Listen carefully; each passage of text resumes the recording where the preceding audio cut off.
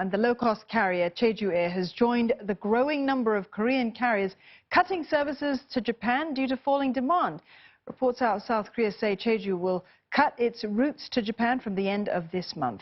Other budget carriers have already cut flights, or they plan to streamline their Japanese routes.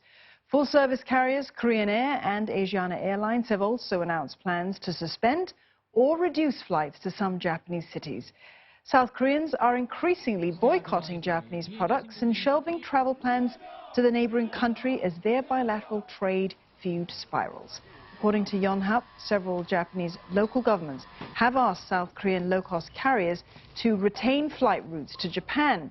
High-level delegations from cities and prefectures are said to have recently visited South Korean budget carriers like Air Seoul, Jeju Air and Eastar Jet to make the requests. The trade dispute between Tokyo and Seoul deteriorated significantly last week when Japan said that it would remove South Korea from its whitelist of trusted trade partners. The dispute has led to a drop in the number of South Koreans going to Japan.